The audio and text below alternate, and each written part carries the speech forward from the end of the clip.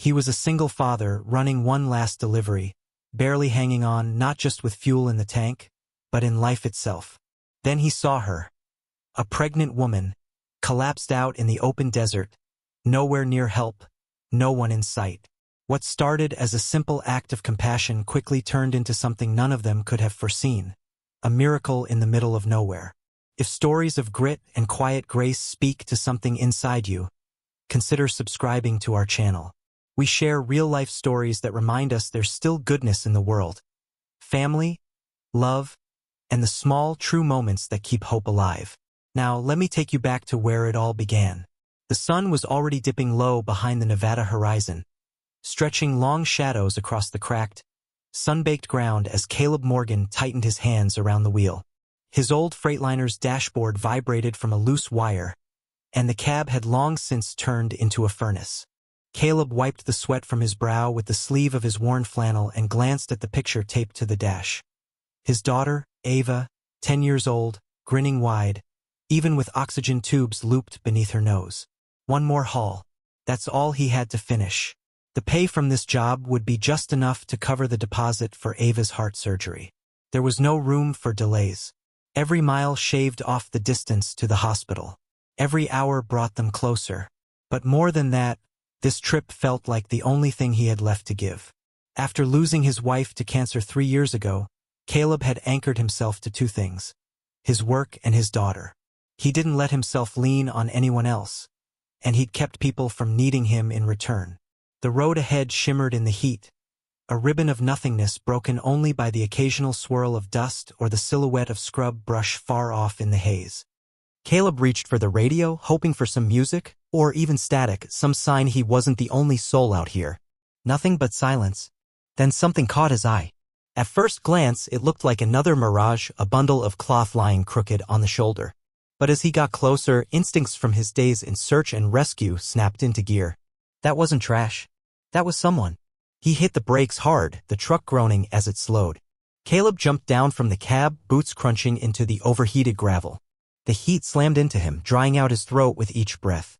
As he got closer, he saw her slumped against a rock baked red from the sun. Her arms were curled around her stomach. She was pregnant. And alone. Out here. Caleb dropped to a knee and gently touched her shoulder. "Ma'am?" His voice came out rough. "Can you hear me?" Her eyelids fluttered. Her eyes were dry, rimmed with red. Cracked lips parted, but all that came out was a faint rasp. He didn't waste a second. He grabbed his thermos, his last bit of water, and held it to her mouth. She sipped slowly, her hands shaking as they gripped the metal. When she finished, she leaned back against the rock and whispered, "Thank you." Caleb let out a breath he hadn't realized he'd been holding. "What happened? Are you injured?" She barely managed a response. "I walked from Silver Ridge. They wouldn't let me stay." His brow tightened. Silver Ridge was nearly 20 miles back. She'd made that trek on foot while pregnant in this heat alone. He didn't ask any more questions. "Do you think you can stand?" he asked quietly. She tried, but her legs gave out. Caleb caught her before she hit the ground. "It's okay," he murmured. "We'll figure something out." She was too light in his arms as he carried her back to the truck. He helped her into the passenger seat. She winced but didn't resist. Once she was settled, she leaned her head back and closed her eyes. "I'm Caleb," he said softly, offering his hand. "Emma," she whispered, not opening her eyes. They drove on in silence, maybe a mile at most, before the engine let out a harsh sputter. Caleb muttered a curse under his breath. The temperature gauge had shot into the red, and warning lights danced across the dash like frantic fireflies. The engine gave one last, shuddering breath before dying with a metallic cough. He tried the key again. Dead. He smacked the steering wheel in frustration and glanced over at Emma. She hadn't moved. Her breathing was faint. "Of course," he said bitterly. "This place of all places." He popped the hood, climbed out, and was hit by a blast of hot steam. The radiator hose had blown wide open. No tape. No tools. No spares. And not a soul for miles. He climbed back into the cab, the heat inside thick and suffocating. Emma looked even worse than before, her skin pale, her lips colorless. Caleb reached into the glove box and handed her his last protein bar. She took it without a word. As night began to settle, the air cooled, but the silence around them grew heavier. They couldn't stay in the truck. He knew that much. He pulled out an old tarp from the back, stretched it over the side mirrors to make a crude shelter, and wrapped Emma in a blanket he kept behind the seat. Then he sat beside her, watching as one by one the stars began to pierce through the darkness overhead. He expected panic to creep in, but it didn't. What settled in instead was something familiar. A sense of duty. Of purpose. And in that strange stillness, Caleb Morgan didn't feel quite so alone. He stayed awake all night, listening to Emma breathe, watching the stars spin slowly above him. Somewhere out there, help had to be waiting. Somewhere, someone would come. He just had to hold on until morning. As dawn broke, the sunlight reached across the desert like a cautious hand, peeling the darkness back inch by inch. Caleb hadn't slept. His shirt was stiff with salt and dust. The tarp overhead flapped weakly in the breeze, casting thin, broken shadows across Emma's face. She stirred. He leaned closer. "You okay?" Emma blinked against the brightness. Her lips looked slightly better, less dry, less cracked. "I'm still here," she whispered. He gave her a tired smile. "Yeah, you are." Reaching into his backpack, he pulled out what remained of a half-empty bottle of electrolyte solution and handed it over. Emma drank slowly, her eyes locked on the endless horizon ahead. They hadn't said much since the truck broke down. There was something easier about the quiet, like two people carrying invisible weight who didn't need to explain it. But now, beneath the harsh, brittle sunlight, the silence didn't feel peaceful anymore. Felt like surrender. "How far do you think the next town is?" Emma asked, dabbing at her mouth with the back of her hand. Caleb shielded his eyes, squinting into the distance. "Hard to say. Maybe 20 miles? That's heading west. Anyway." She looked at him, hesitant. "Could we make it on foot?" "I mean, with me like this." "Not unless there's no other option," he replied. She didn't argue. Caleb rose to his feet and took another look at their surroundings. He needed an idea, and fast. The radiator hose was still shredded. No tape. No replacement. Out of instinct, he opened the glove compartment again. Just old insurance forms and a single red marker rolling loose in the corner. He almost tossed it, then stopped. A thought hit him. He stepped out into the open, crouched near the front of the truck, and pressed the marker into the hot sand. "Emma," he called back, "did you ever write your name in the dirt when you were a kid?" She raised an eyebrow. "You mean, like giant letters? So a plane could see it?" He nodded. Realization crossed her face. "You're gonna make a signal?" Figured it's worth trying. For the next hour, Caleb moved methodically, dragging his boots through the sand and using the marker to trace deeper grooves. One word. Help. Each letter stretched over 15 feet, big enough for anyone flying overhead to spot. Below it, he scrawled a second message. Pregnant. No water. Short. Direct. Desperate. When he came back to the tarp shelter, Emma was upright, struggling to braid her hair with trembling fingers. "You ex-military?" she asked. He shook his head. "Nope. Firefighter. Search and rescue." She nodded. "That explains the tarp." He gave a little shrug. "Old habits." She studied him for a moment before asking, "Do you have someone waiting for you?" Caleb hesitated, then reached into his shirt pocket and pulled out the photo. Creased, sun-faded, but intact. He handed it to her. "This is Ava, my daughter." Emma looked down at the picture, then back up at him. "She looks like you. Same eyes. And I'm guessing the same level of stubborn." There was a quiet pause between them. Then Emma passed the photo back, her hands gently resting on her belly. "I used to teach," she said softly. "Third grade, before everything changed." She didn't elaborate and Caleb didn't push. But something shifted. He no longer saw her as just a stranger he'd found in the sand, but as someone who once had a purpose. A life. A reason to wake up each morning. Out of nowhere, she said, "I had this habit. Every morning before the kids came in, I'd write one word on the board, hope. Just that. No explanation." Caleb gave a quiet nod. "That's a solid word. Easier to write than to live, though." They both chuckled, a dry, knowing sound that came from somewhere deep. After a few minutes, Caleb stood again, scanning the horizon. The air was starting to ripple with heat. He knew they'd need to be smart with whatever energy they had left. "I'm gonna climb that ridge," he said, pointing toward a rocky incline nearby. "Might catch a signal up there." Emma frowned. "You sure it's safe?" He didn't hesitate. "Safe enough." She gave a small, reluctant nod. Caleb started the climb. His boots slipped against loose gravel and every muscle ached from dehydration, but he kept going.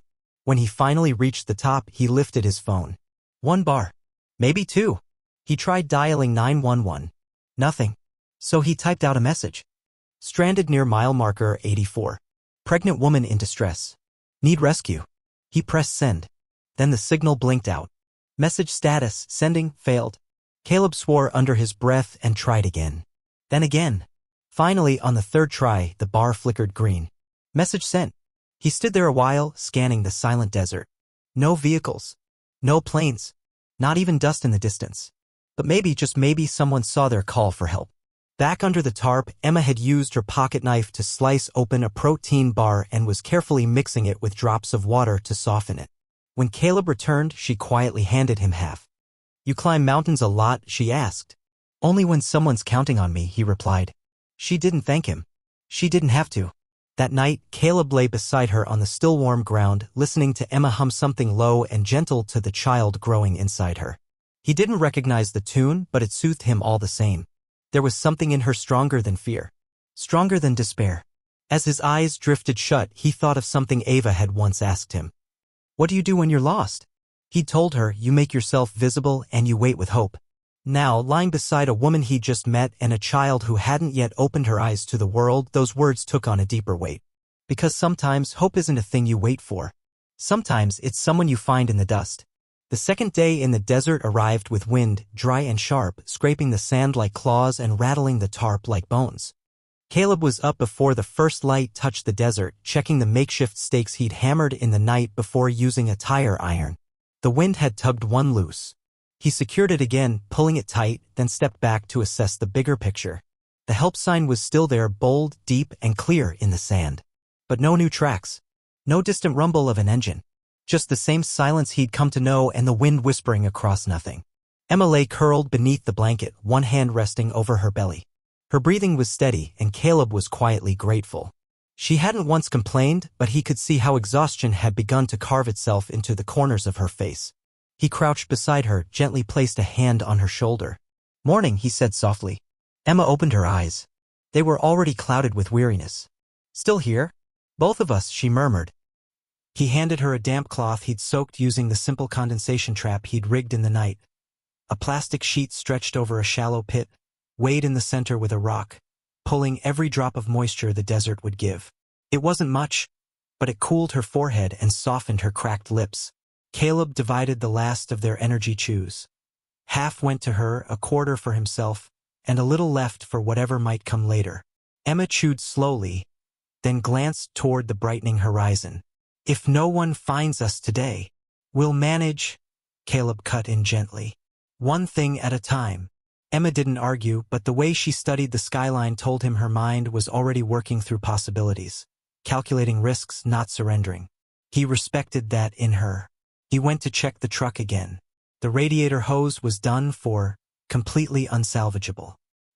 He'd siphoned the remaining coolant, most of which was already gone. What was left he used to keep the phone alive through a solar panel he'd stashed under the seat for emergencies. No replies yet, he said aloud. But he still had one more card to play. I'm going to try building a heat distiller, Caleb muttered, knocking his knuckles against a metal panel on the truck floor. If I can trap enough steam, I might be able to condense a little water. Emma's eyes lifted. Solar still. Caleb blinked. You know about that? She smiled faintly. My dad took me camping all the time. He was Army. Said we had to build one before he'd let us roast our first s'more. Caleb chuckled. Sounds like a guy I could have shared a campfire with. He got to work while Emma stayed in the shade, quietly humming to the child inside her. He scavenged what he could, metal from the engine plate, plastic wrap from tarp packaging, pieces of an old first aid kit. It wasn't elegant, but by midday they had a rough solar still dripping thin, salty beads of water. He held out the first drops to her. You need some too, she said, firm but soft. He hesitated, then nodded and took a small sip. They sat together beneath the tarp, sweat drying on their faces, salt crusting their lips, and somehow they still managed to smile. Tell me about Ava, Emma said gently. For a moment, Caleb didn't respond. He hadn't spoken much about his daughter, not because he didn't want to, but because it always caught in his throat. She's 10, he said eventually. Reads like it's oxygen. Has this laugh, like wind chimes in a breeze. Emma's face lit up. She sounds magical. She is, he said, voice catching. She was born with a heart condition. Doctors didn't think she'd make it past 5. But she's proven them wrong. Again and again. He looked down, swallowing the lump rising in his chest. She needs surgery. There's no wiggle room this time. That's why I was hauling through the desert. The job barely covered the deposit, but it was all I had left. Emma reached across the space between them and touched his hand. It was a small gesture, but one Caleb hadn't felt in years. You're a good dad, she said quietly. He looked at her. You don't know me. She didn't blink. I know what it looks like when someone's fighting for someone else. They let silence return, but it was different now, warmer. The sun slid westward, the wind moaned, the still kept dripping its slow rhythm. And then something broke through the hush. A low hum. Caleb shot to his feet. It was distant, but growing louder. A pulsing echo against the stillness. He scanned the sky, then saw it. A helicopter, small against the blue, cutting a precise path across the air. He waved both arms overhead, shouting. Emma stood too shaky but determined, raising one arm. The helicopter passed once, circled wide. Then descended. A shadow swept across the help sign. They'd been spotted. Caleb reached for Emma's hand and gripped it tight. Her knees gave out with relief, and he caught her without letting go. They stood that way, clinging to each other as wind and dust spiraled around them, the blades roaring like thunder in their ears. Help was here. And for the first time in days, hope wasn't something they were chasing, it was something they could feel. The helicopter thundered overhead like something sent from heaven. Caleb shielded Emma's face with one hand and covered his own with the other as the rotor wash kicked up sand in wild swirls. The side hatch opened and a paramedic dropped down, moving with calm urgency. Caleb caught clipped phrases through the man's headset. Vitals. Dehydration. Pregnancy. Water intake. Emma clutched his hand tighter as they secured her to the stretcher. Her lips moved, but it took a second for her voice to emerge. I'm not leaving without him, she said, almost too soft to hear. The paramedic glanced at Caleb. You coming? Caleb hesitated. His truck. The job. Ava's surgery. Then Emma's hand reached toward him again, and without a word, he took it. Inside the chopper, everything narrowed into noise and motion. Caleb sat beside her. Emma leaned against him, head resting on his shoulder as the medic checked vitals and started in 4. The baby moved beneath her hospital gown. Alive. Safe. Still fighting. She's strong, Emma whispered, gently patting the swell of her belly. She made it through all of this. Caleb wanted to say, so did you, but he kept it to himself. They were airlifted to a small hospital in Elko, the closest town with any emergency care. Once the helicopter touched down, medics split them up, Emma wheeled one way, Caleb the other. He tried to follow, but a nurse stopped him at the corridor. You need fluids, sir? You're dehydrated, she said firmly. With a reluctant nod, Caleb gave in. He drank the water they handed him, answered the intake questions, let them check his vitals. But even while sitting in that hospital bed, his attention drifted again and again toward the hallway where Emma had disappeared. About an hour later, a different nurse stepped into his room. She's asking to see you. Caleb didn't waste a second. He stepped into a softly lit room, the late afternoon sun casting golden beams across the floor. Emma was propped up on a stack of pillows. She looked pale but conscious. Monitors blinked quietly beside her, and from a nearby speaker, the baby's heartbeat thumped like a far-off drumbeat. I told them you were family, Emma said with a small, tired smile. Hope that's okay. Caleb pulled a chair close and sat down beside her. I've definitely been called worse. They both chuckled, letting the quiet settle around them again. Emma turned her face toward the window. When you found me, she said softly, I didn't care if I made it out. Caleb's head snapped up. But Emma didn't shy away. She wasn't afraid to look him in the eye. I'd already lost everything. My husband. My home. Even my name in a way. They didn't want his baby. Said she'd be a burden. But I couldn't. I couldn't give her up. She rested her hand over her stomach, voice cracking just a little. Then I ended up in that desert, she added. And part of me thought maybe it was some kind of punishment. Caleb leaned in, his voice low. Don't do that to yourself. Emma slowly turned her head toward him. Her eyes shimmered now. You gave me water, she said. But more than that, you stayed. You didn't walk away.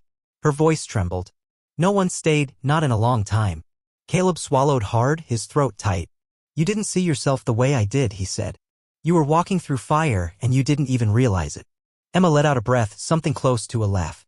You sound like a teacher. My daughter says the same thing, he replied with a half-smile. The room fell quiet again, but this time it wasn't the silence of strangers. It was a quiet that comforted. Later that evening, Caleb stood in the hospital hallway, phone pressed to his ear as he called Ava's nurse. When he heard that familiar voice on the other end, a wave of relief swept through him. "She's doing well," the nurse assured him. "Stable. And very excited to talk to you." He waited as the call was transferred to Ava's room. Her voice was small, a little raspy, but full of warmth. "Daddy? I'm here, sweetheart. Did you finish your delivery?" He glanced through the window into Emma's room at her resting form, the curve of her stomach under the sheets. "Not exactly," he said, voice rough with emotion. "But I found something more important." There was a pause on the other end. "More important than your job?" Caleb smiled. "Someone who reminded me why I started working in the first place."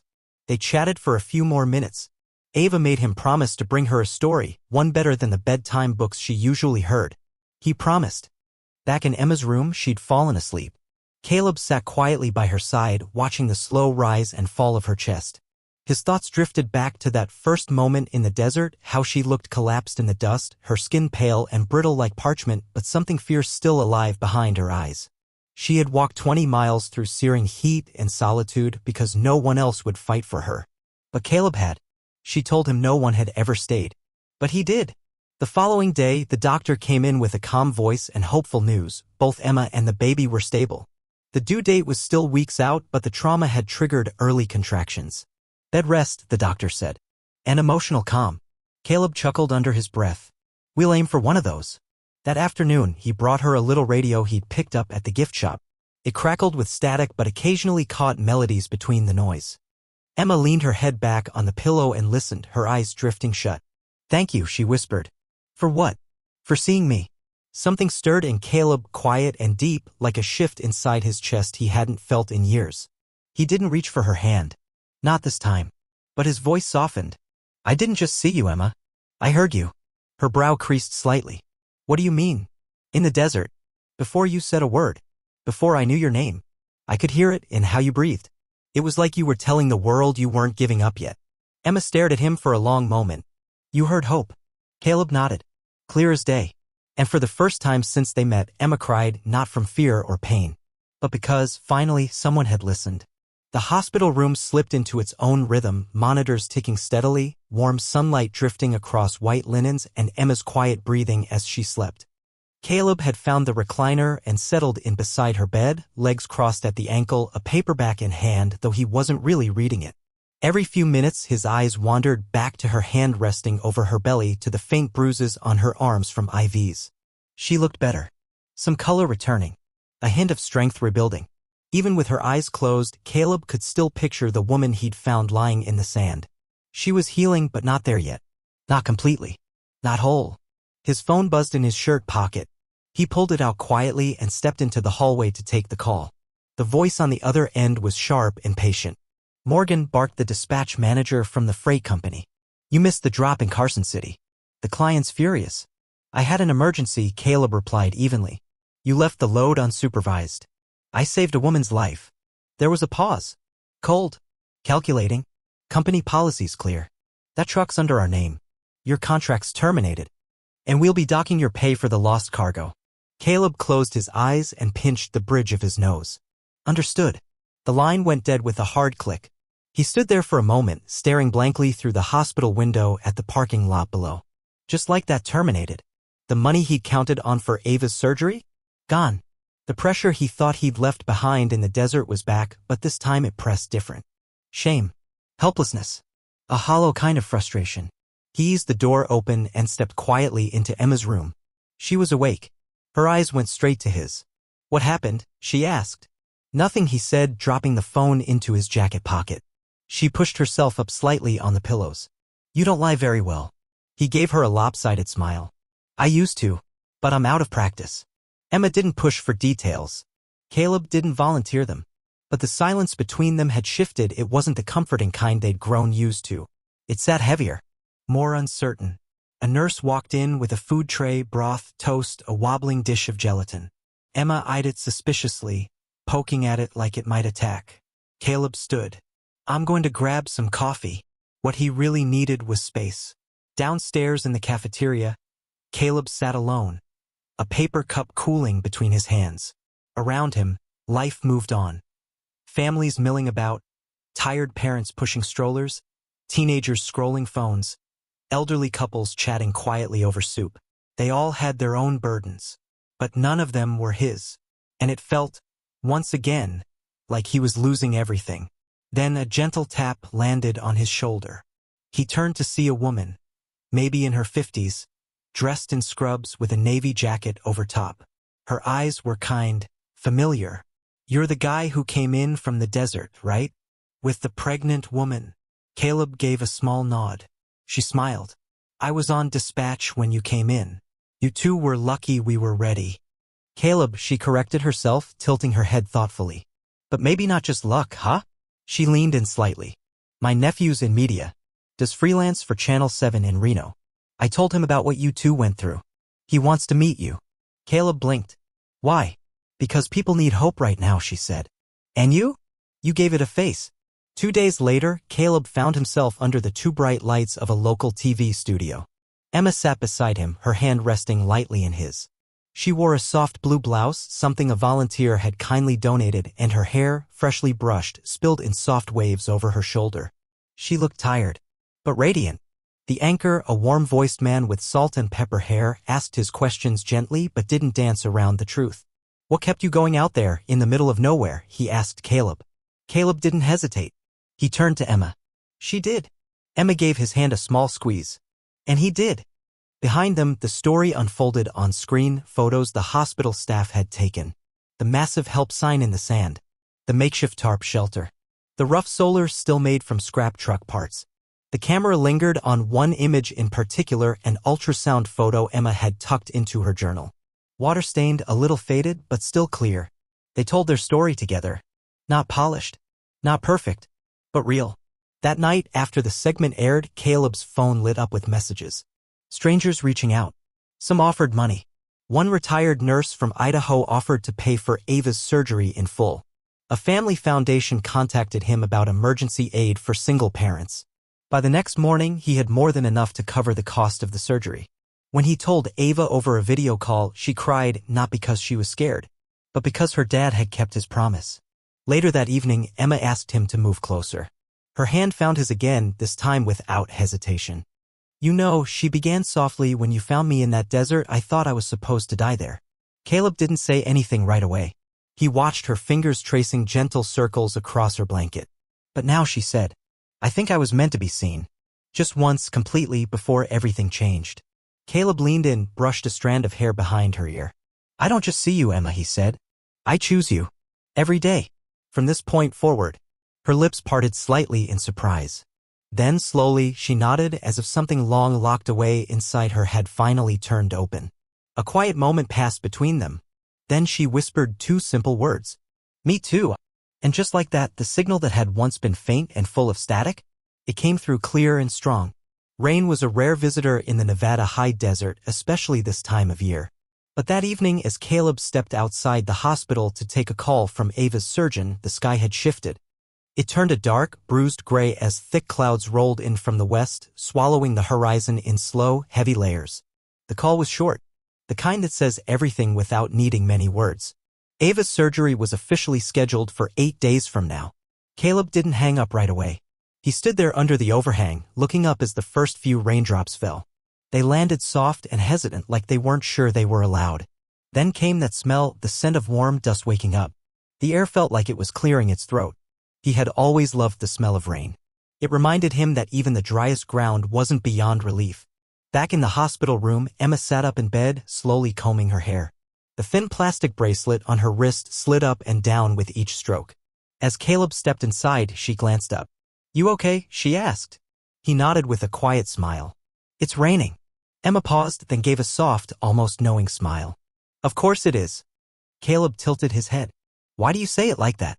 She rested the brush in her lap. "You ever notice, sometimes the sky waits to cry until after you don't need to anymore?" Caleb didn't reply, but he walked over and sat beside her. He placed a hand gently on her knee. They spent the rest of the evening just listening. The rain tapped steadily against the windows, a soft, rhythmic lullaby for the weary and the healing. 2 more days passed. Emma's condition had stabilized and the baby's heartbeat remained steady and strong.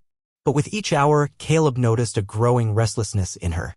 The way her eyes flicked to the clock more often. the way her chest rose a little faster each time a nurse entered the room. One morning, her whisper broke the quiet. "Something's not right." Caleb looked at her.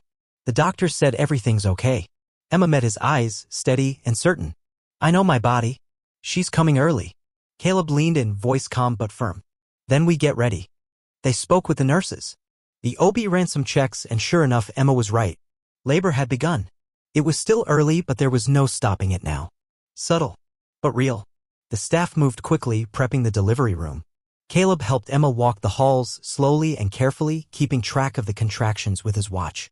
"She's impatient," Emma muttered through gritted teeth after one particularly sharp wave of pain. "Just like you." Caleb gave a low chuckle. "Then she's already a fighter." When the contractions got closer together, they moved her into the delivery room.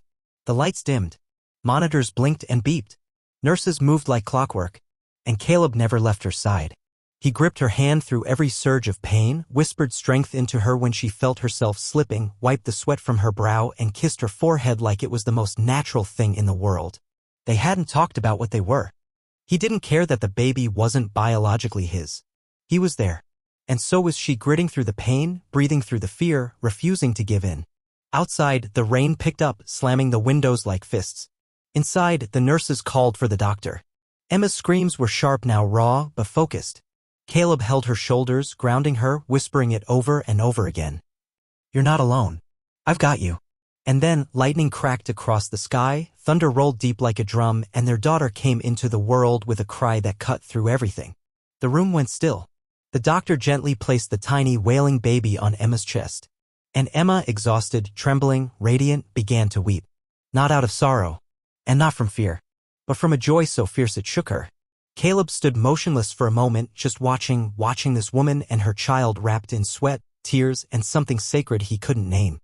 Emma looked up at him, tears still on her cheeks. "Do you want to hold her?" she asked softly. His voice caught. "Are you sure?" She nodded, tired but steady. "She's not just mine anymore." Caleb stepped forward, his hands trembling as he took the newborn into his arms. The baby squirmed, then nestled into him, letting out a tiny sigh like she already knew him. "She's perfect," he murmured. Emma smiled, eyes heavy but glowing. "Her name is Sky." Caleb glanced down at the tiny face resting against his elbow. "Sky. Sky Callahan Morgan," she said. "If you'll have us." He didn't respond right away. Instead, he leaned down, kissed the baby's forehead. Then Emma's. "I already do." Later that night, after the storm had passed and the sky turned clear again, Caleb stood by the hospital window with Sky tucked against his chest.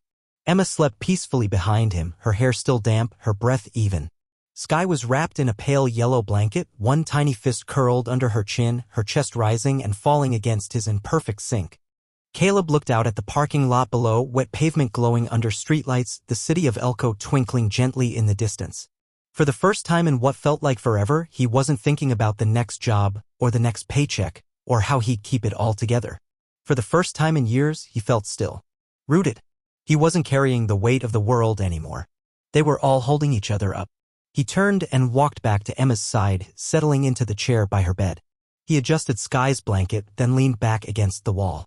Rain. Birth. Breath. Redemption. Somehow, they had all come together here, stitched into one moment. Pulled through pain. Finished in love. And in the hush of that room, Caleb Morgan made a vow to the tiny girl nestled against his chest, a promise he'd carry with him until the end of his days. "I'm never letting go of you. Either of you." The morning after Sky was born, soft light streamed through the thin curtains of their hospital room, bathing everything in a quiet golden glow. The storm had moved on, leaving behind a peaceful stillness. Caleb sat near the window, Sky bundled securely in his arms. She was impossibly small, her skin tinted like the earliest blush of morning, her fingers flexing and curling like she was still testing the idea of existence. Emma remained asleep, her body recovering from the battle of birth. Caleb kept glancing over at her, watching the steady rhythm of her breath, the relaxed lines on her face. She had fought with everything she had, and now, at last, she was resting like someone who'd earned it. He looked back down at Sky. "You've got your mom's strength," he whispered with a smile.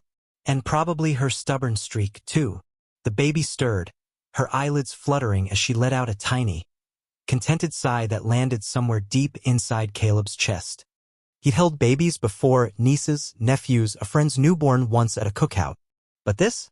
This wasn't about bloodlines or biology. This felt like home. The door creaked and a nurse stepped in, smiling warmly as she checked the machines. "She fits right in your arms," she said. "You'd think she'd been there since day one." Caleb chuckled. "Feels like she has." The nurse paused, glancing at the chart.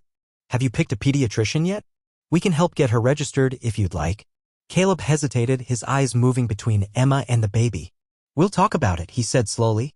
"But yeah, she's ours." Saying it aloud made something tighten in his chest, not from anxiety. From wonder.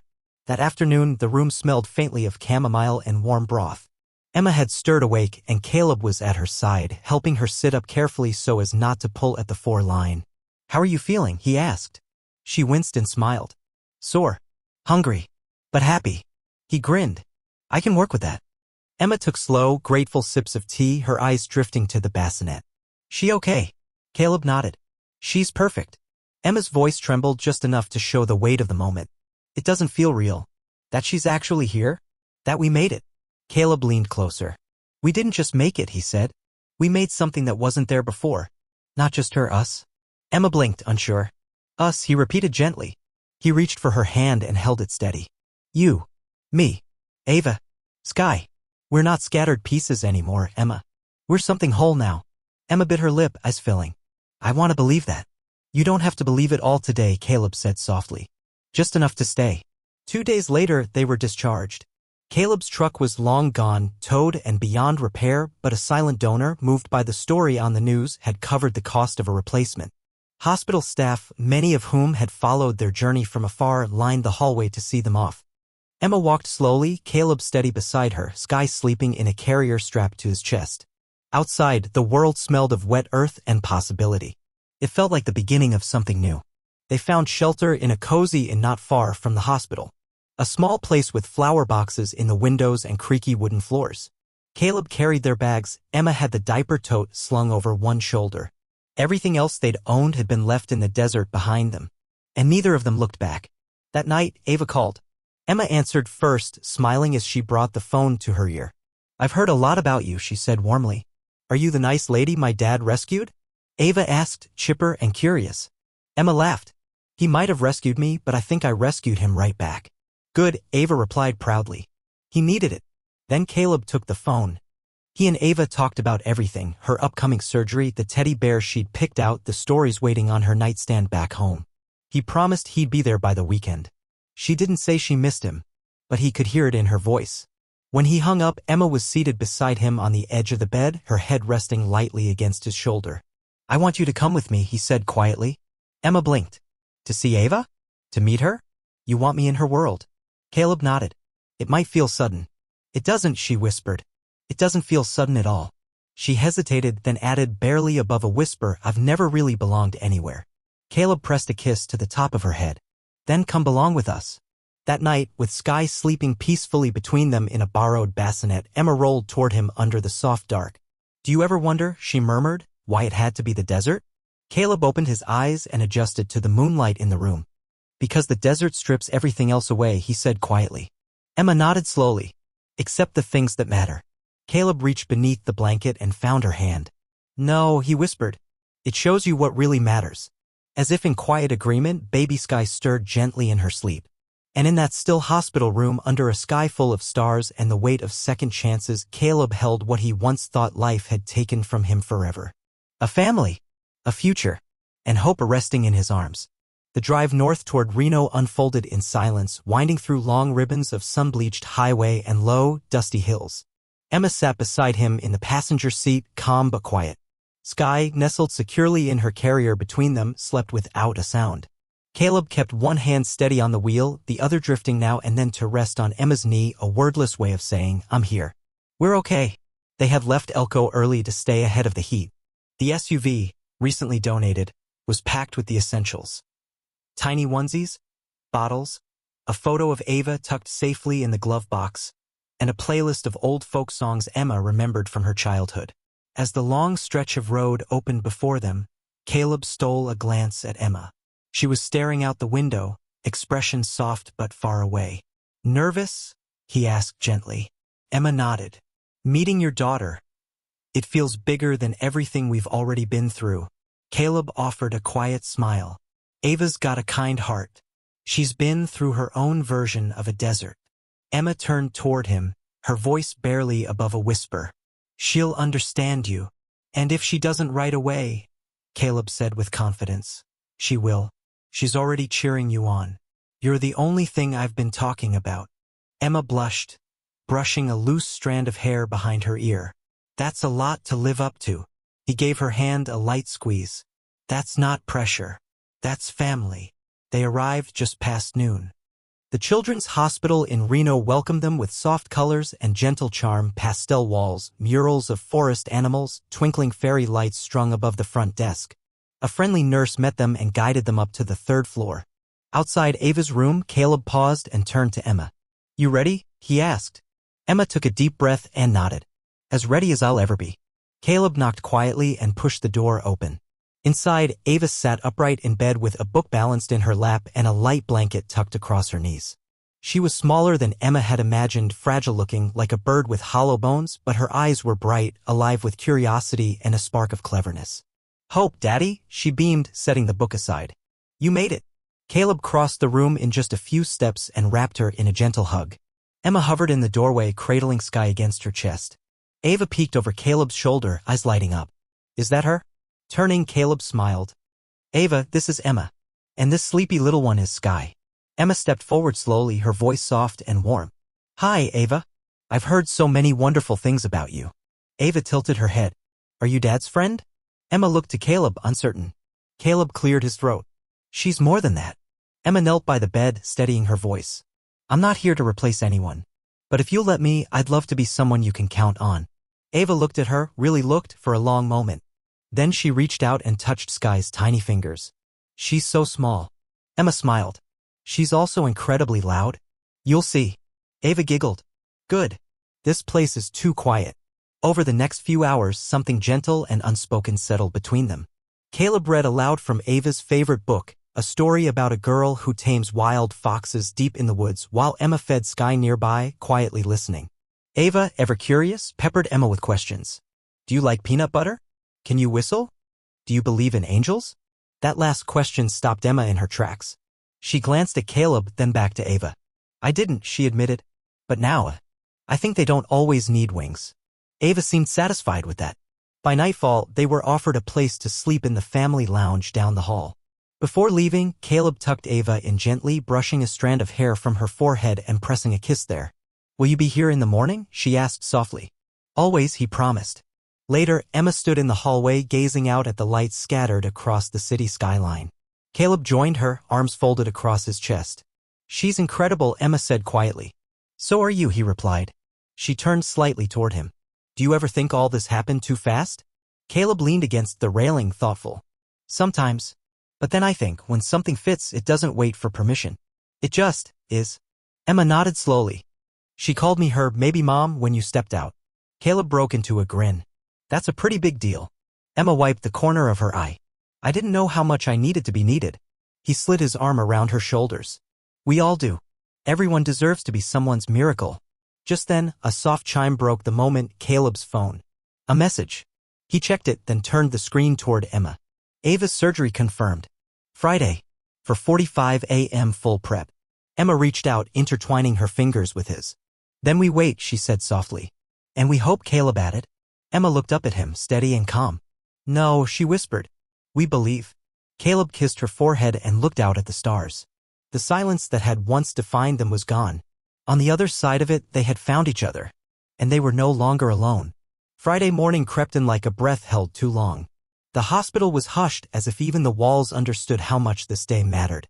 Sky shifted slightly in her blanket, as if she too understood what was happening. And in that small, quiet room, beneath a sky filled with stars and wrapped in the grace of second chances, Caleb held everything he never dreamed he'd find again. A family, a future, and hope itself resting gently in his arms. The road north to Reno passed in near silence, curling through miles of sun-bleached pavement and wind-smoothed hills. Emma sat in the passenger seat of their recently donated SUV, her gaze focused on the horizon. Between them, Sky slept soundly in her carrier, undisturbed. Caleb kept one hand on the wheel, the other occasionally finding its way to rest on Emma's knee, a small touch that simply said, "I'm still here." They had left Elko early, avoiding the heat. The vehicle was packed full: diapers, bottles, a photo of Ava tucked carefully in the glove box, and a playlist of dusty folk songs Emma hadn't heard since childhood. As the miles drifted by, Caleb glanced over at her. She looked calm, but her silence said otherwise. "Nervous?" he asked softly. Emma gave a slow nod. "Meeting your daughter, it feels bigger than anything else we've been through." Caleb offered a reassuring smile. "Ava's got the kindest heart. She's walked through her own kind of wilderness." Emma looked over. "She'll understand you. And if she doesn't right away," Caleb said with conviction, "she will. She's already rooting for you. You're all I talk about." Emma flushed slightly, brushing a strand of hair behind her ear. "That's a lot to live up to." He reached for her hand and gave it a gentle squeeze. "That's not pressure. That's family." They pulled up just after noon. The Children's Hospital in Reno was designed to feel gentle, painted in soft pastel tones, forest animals dancing along the muraled walls, strings of twinkle lights glowing above the front desk. A kind nurse welcomed them and led them up to the third floor. Caleb paused just outside the room. "You ready?" he asked quietly. Emma took a breath, nodding. "As ready as I'll ever be." Caleb knocked gently and opened the door. Ava was sitting upright in bed, wrapped in a thin hospital blanket, a book resting in her lap. She was smaller than Emma had imagined, delicate, almost weightless, but her eyes were bright, intelligent, and filled with warmth. "Hope, Daddy," she beamed, closing her book. "You made it." Caleb crossed the room in 2 quick steps and hugged her gently. Emma lingered in the doorway, holding Sky. Ava peeked over Caleb's shoulder and lit up. "Is that her?" Caleb turned. "Ava, this is Emma. And this sleepy girl here is Sky." Emma stepped forward, voice soft. "Hi, Ava. I've heard so much about you." Ava tilted her head curiously. "Are you my dad's friend?" Emma looked briefly at Caleb, unsure. Caleb cleared his throat. "She's more than that." Emma lowered herself to kneel by the bed. "I'm not here to take anyone's place. But if you're willing, I'd love to be someone you can count on." Ava studied her for a long moment. Then, without a word, she reached out and gently touched Sky's tiny hand. "She's really little." Emma smiled. "She's also got a big voice. You'll see." Ava giggled. "Good. It's too quiet in here." As the hours passed, they settled into an easy rhythm. Caleb read aloud from Ava's favorite book, a story about a girl who tames wild foxes, while Emma fed Sky nearby, listening with a quiet smile. Ava peppered Emma with questions. "Do you like peanut butter? Can you whistle? Do you believe in angels?" That last question caught Emma off guard. She glanced at Caleb, then met Ava's gaze. "I didn't," she said honestly. "But now, I think angels don't always need wings." Ava nodded like that answer made perfect sense. As night fell, the hospital staff offered Caleb and Emma a room nearby in the family wing. Before leaving, Caleb tucked Ava in, brushing back her hair and kissing her forehead. "Will you be here in the morning?" she whispered. "Always," he said. Later that night, Emma stood by a window in the hallway, city lights flickering in the distance. Caleb joined her, folding his arms as he leaned beside her. "She's incredible," Emma said quietly. "So are you." Emma turned to him. "Do you ever wonder if all of this happened too fast?" Caleb took a deep breath. "Sometimes.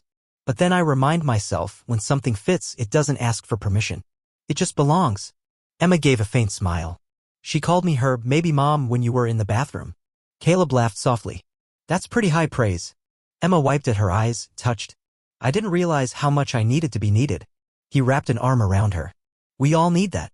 To be someone's miracle." Just then, Caleb's phone chimed. He checked the screen and turned it toward her. "Surgery confirmed. Friday. For 45 a.m. full prep." Emma reached for his hand. "Then we wait," she said. "And we hope," Caleb added quietly. Emma's voice was soft but sure. "No, we believe." Caleb leaned in, kissed her forehead, and looked out into the night. They had walked through silence and sorrow to get here. But now? Now, they weren't alone anymore. Friday morning arrived like a breath held tight in the chest. The hospital was hushed, as if even the walls understood the weight of what was about to happen. The leaves had turned to hues of burnt gold, and the air carried the kind of crispness that curled around porches and drifted beneath window panes. Firewood lay stacked in neat piles, ready for colder days. The Morgan house, once nothing more than a temporary stop between solitude and survival, had become something else entirely. A home. One bright Saturday morning, Caleb stood in the backyard with a small shovel and a slender sapling, a young dogwood, its roots eager to settle into earth. Ava danced circles around him in her rubber boots, gripping a watering can nearly half her size. "Here?" she asked, pointing toward a patch of grass near the edge of the garden. Caleb looked up to where Emma stood on the back porch, Sky bundled snug against her chest in a sling. Emma smiled and gave a nod. "Right there," Caleb said softly. He knelt and began to dig, working the soil with care. Not just planting a tree, but laying down something that felt like a promise. Once the hole was deep enough, he set the roots in place and patted the earth down with hands both firm and gentle. Ava poured the water slowly, letting it seep deep. "What should we name it?" she asked. Emma stepped off the porch, joining them. "Let's call it Sky's Tree." Caleb nodded, voice quiet. Planted the same week her sister grew stronger, and our family finally found its ground. That afternoon, they invited a few neighbors over for cider and cookies.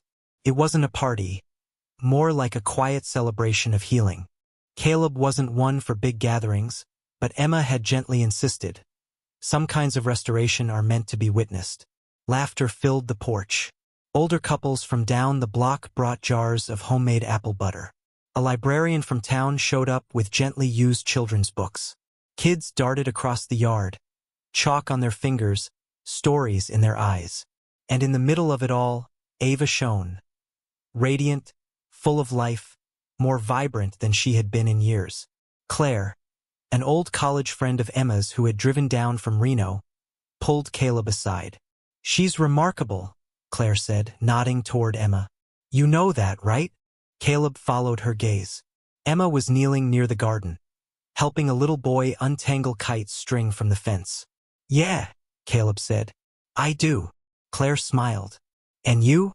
You look like a man who finally stopped surviving and started living." Caleb paused. "Maybe I did. For the first time." Claire leaned closer, lowering her voice. "You're going to ask her, aren't you?" He smiled, the kind that comes from deep within the chest. "Tonight," he said. "After sunset." When dusk fell, Caleb led Emma out to the backyard. The sky had gone a deep navy, stars brushing it like scattered whispers. The young dogwood stood quietly, its leaves catching the silver of moonlight. He took her hand and guided her toward the tree. "What's all this?" she asked softly, though her eyes already glimmered with understanding. Caleb reached into his jacket and pulled out a small velvet box. "I don't have a speech," he said. "No perfect words. Just this." He opened the box to reveal a simple ring, elegant, with a single diamond set in a band engraved with two names, Ava and Sky. "I want you beside me," he said. "Not just through the hard stuff, but on porches. In gardens. For all of it." Emma blinked back tears. "I love you. I love them. And I can't picture a single day ahead that makes sense without you in it." He dropped to one knee, not for tradition, but out of deep reverence. "Emma Callahan, will you marry me?" Emma dropped to her knees too, cupping his face in her hands. "Yes," she whispered. "Yes. 1,000 times yes." He laughed, eyes blurred with tears, as she kissed him beneath the tree their daughter had watered, beneath soil that now held their future. The weeks that followed unfolded gently. No rush. Just joy. Emma wanted a small wedding. Nothing fancy. Just the people who mattered. Handwritten vows beneath Sky's tree. Life didn't stop, it simply shifted into something warmer. Ava returned to school part-time. Emma picked up tutoring gigs from home. Caleb took a local job managing a few trucks, less time on the road, more nights at home. They built nursery shelves together, cooked dinner side by side, took slow evening walks, Sky in the stroller, Ava riding her bike ahead, ponytail trailing behind her like a flag of freedom. One quiet night, Caleb found a letter on the kitchen table. It was addressed in Emma's handwriting. "Caleb, you found me when I was most lost. You gave me water when I had none, space when I couldn't speak, and your hand when I had nothing left to hold. I don't believe in fate or cosmic timing. I believe in choice. And I choose you. Every morning. Every mile. Every season to come. Love, G." Caleb folded the letter and tucked it carefully into his wallet, right behind the photo from Ava's first birthday and Sky's hospital bracelet. That winter, as the first snow kissed the garden, Caleb stood at the window. Inside, Emma rocked Sky to sleep in the chair near the fire. Ava was curled up on the rug, book in hand, blanket around her shoulders. And Caleb, once a man holding on by a thread, stood now at the very heart of everything he thought he'd lost. "I didn't know this could exist," he whispered to no one. But it did. And it was real. Spring crept in the way true joy always does, quietly. with no announcement, just presence. The fields blushed green again. The snow melted into thirsty soil. Birds came back to perch on the fences Caleb had once patched with borrowed tools and stubborn hope. Inside the Morgan house, Saturdays had a rhythm. Emma stood at the stove flipping pancakes. Skye babbled in her high chair, cheeks smeared with applesauce. Caleb sat across the table, sipping coffee and pretending to read, though his eyes kept drifting to his daughter's giggles as she waved a spatula like it was a wand. Ava, now 11 and overflowing with plans, sat at the end of the table sketching an elaborate blueprint. "I think the treehouse needs 3 stories," she said, "and a pulley for snacks." "With a snack bell?" Caleb asked, grinning. Emma called from the stove, "Only if someone volunteers to clean up the snack mess." "I volunteer, Caleb," Ava shouted. Caleb raised his coffee mug like a knight. "I accept my snack destiny." It was ordinary, beautifully, perfectly ordinary, and none of them took it for granted. That afternoon, they went to the park, Ava's weekend favorite. Caleb pushed Skye's stroller while Emma and Ava walked ahead, pointing out flower buds and birds nesting under the eaves. They stopped at the community garden. Neighbors waved. One offered basil cuttings. "Do we have space for basil?" Emma asked. Caleb shrugged. "We'll make room." That's how life felt now, expandable, worth making room for. That night, they set the table for 4. No holiday. No guests. Just because. Emma placed fresh daisies in a mason jar. Ava folded the napkins into little triangles. Skye sat nearby, wide-eyed in her bouncer. As they gathered, Caleb looked around at everything and felt a stillness that didn't demand quiet. It welcomed it. He cleared his throat. "This isn't a special occasion," he began. "But I wanted to say something." Emma reached for his hand. "I used to think healing happened all at once, like a switch flipped and you were better. But it's not like that." He looked at each of them, one by one. "It's 1,000 small choices. A sip of water in the desert. A hand offered when you can't see the next step. A yes whispered under a dogwood tree. A baby's laugh in a house that used to be quiet." He paused, breathful. "And tonight, this table, you 3, it's all the proof I'll ever need." Ava tried to hide her teary eyes with a dramatic sip of water. "Okay, Dad. That was actually kinda great." Emma leaned across and kissed his cheek. Skye let out a squeal that sounded like applause. Later, Emma handed Caleb a small notebook bound in soft leather etched with vines and stars.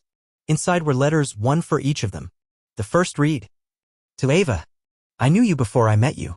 In the way your dad spoke about your courage and your spark. You were the first person who gave me permission to belong. I'll never stop earning that gift. Love, Emma." Caleb read in silence, then looked up, eyes glistening. "This is our story," Emma said. "I just started writing it down." He turned the page. It was blank. "For the next chapter?" he asked. She nodded. "Plenty to write." That evening, they gathered once more on the porch. Skye slept in Caleb's arms. Ava leaned against Emma's shoulder. The stars blinked overhead, the same stars that had watched them break, rebuild, and become. There was no grand finale, just a quiet that felt like a vow. Caleb thought back to that moment in the desert, when he gave his last water to a stranger, and she gave him everything he didn't know he needed. He looked at Emma, eyes full. "You were my miracle." She leaned in, brushed her lips against his. "No," she whispered. "You were mine." And behind them, Skye's tree rustled softly, new leaves applauding in the dark. If this story touched your heart, we'd love to hear from you. Drop a comment and let us know where you're watching from. It truly means the world to us. And if stories of hope, second chances, and the quiet good still left in this world speak to you, we warmly invite you to subscribe. Thank you for spending your time with us. Until next time, stay kind, stay hopeful, and take care of each other.